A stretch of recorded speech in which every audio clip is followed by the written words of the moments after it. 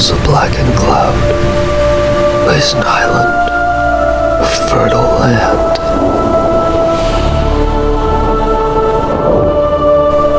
The storm's eye sits perfectly over top of the island, sheltering the soil and its life from the chaos that continuously revolves the eye. The island is not void of life. A small village sprouted along the shore, thriving off the abundance of fish and lumber. The houses stood tall and beautiful, and the stone and wood bleeds together like paint upon canvas.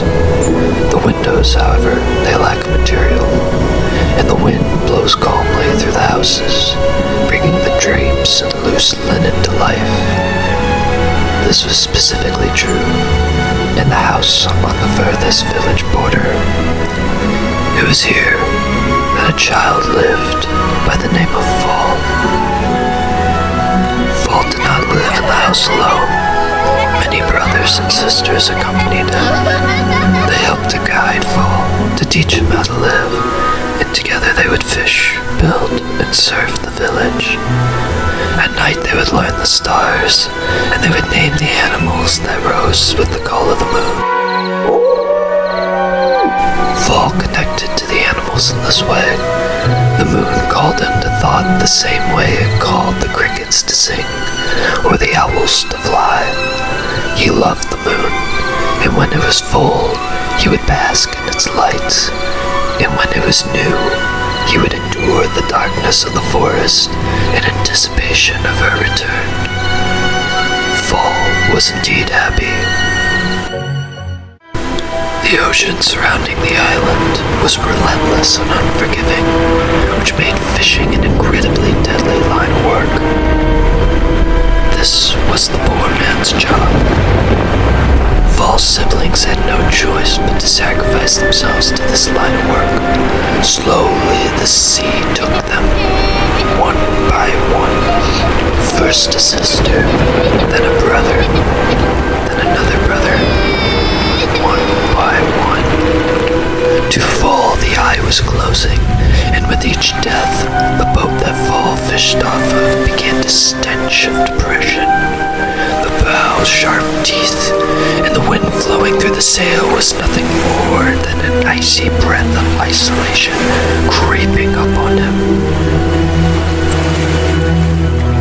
Feather was the oldest brother of Fall, and do not be deceived by his name, for Feather was the toughest and the strongest in the family, both mentally and physically. Feather was Fall's reason to pursue, to keep fishing, and to continue to put every last bit of strength into surviving despite the guilt and pain they would come home with after every trip. However, whenever Fall began to think that he couldn't take it anymore, he would think about how much Feather had endured, for Feather was older than him, much older, and the pain that Feather had gone through was much more than Fall could ever imagine. With this, his pain would turn to admiration of Feather's strength and love for his surviving family, so he would keep trying. For then on, when Fall spoke with the moon at night, he preached of his goal to become strong and loving, just as Feather was. It was late October, and the winter was approaching fast. The winds chilled the village as they crawled along the beach, and beyond the horizon Fall imagined a being of ice and snow, waiting to claim the island in its wintry grasp. The fishing season was coming to an end, and Fall and Feather were struggling to meet the quota of the fish stock in order to survive the winter. If today goes well, it could be the last voyage out to sea for the year, and Fall could enjoy the warmth of the fire with his family for the remaining winter months. The winter months were a time of ease for all.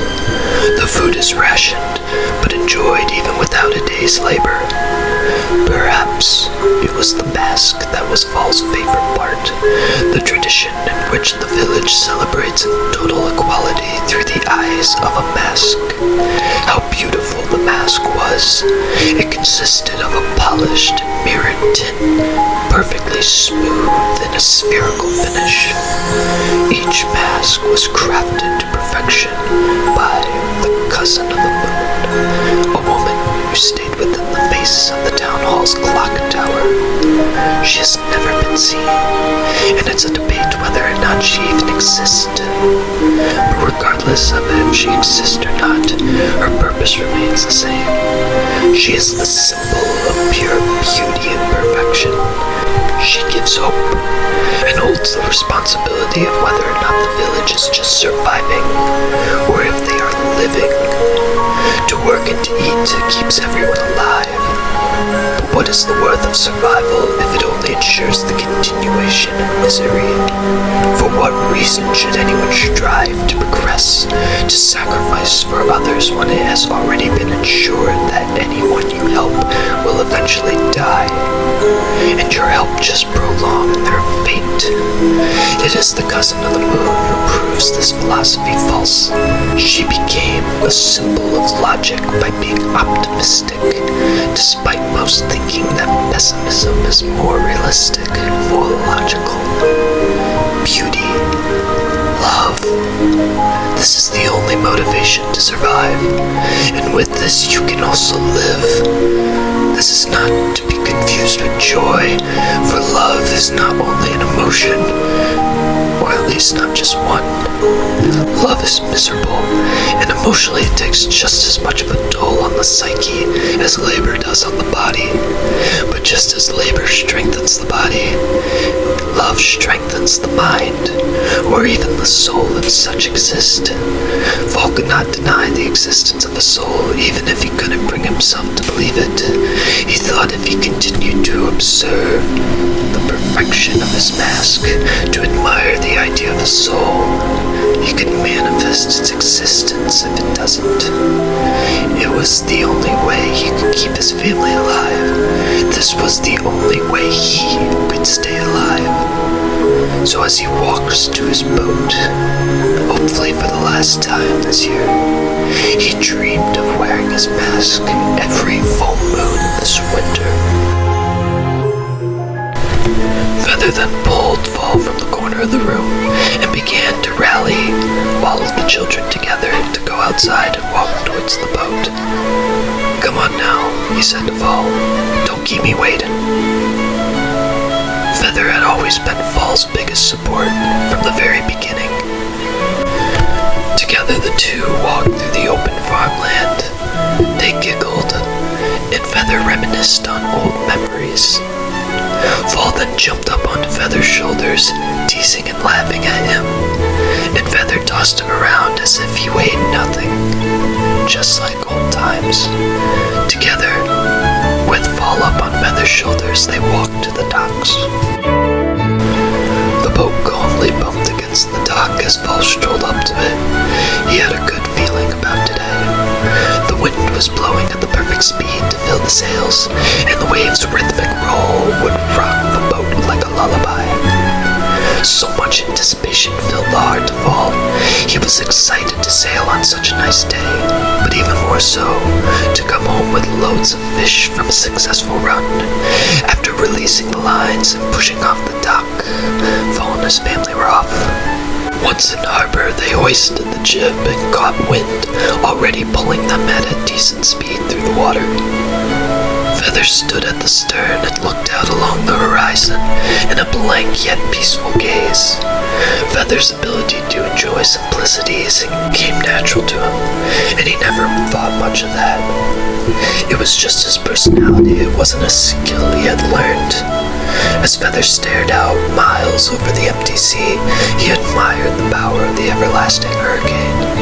The same storm that had caused him so much pain, to cause his family so much pain, was also so beautiful to him. Who was he to hold any anger, any negative energy to such a power beyond him?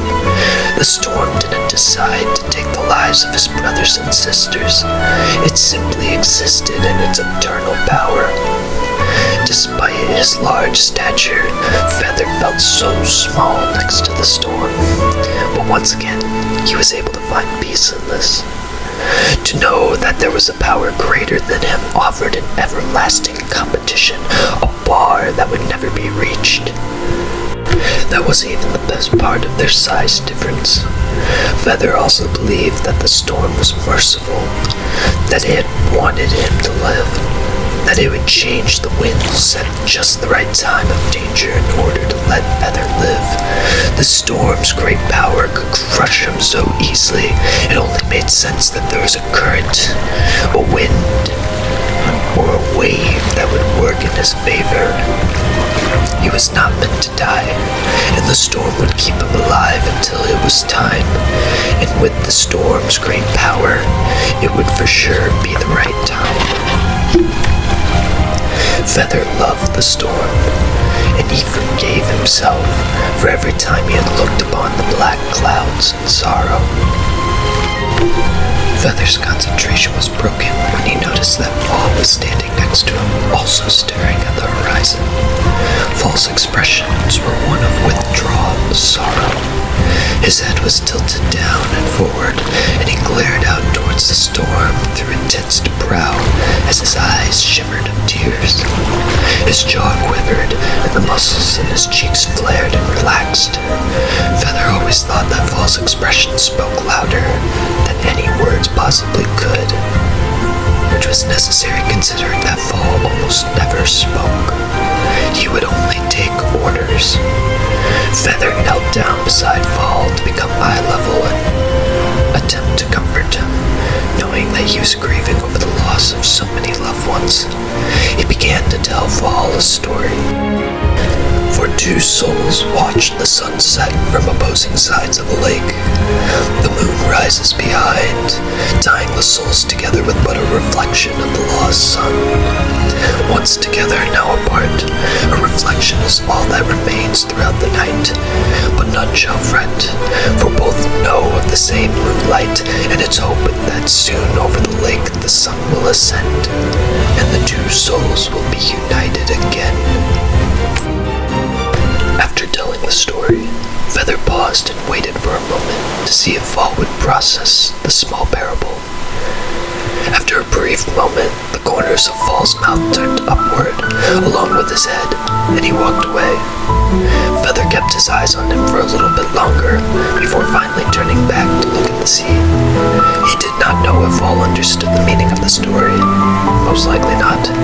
But what matters is that he was able to find a form of joy in it.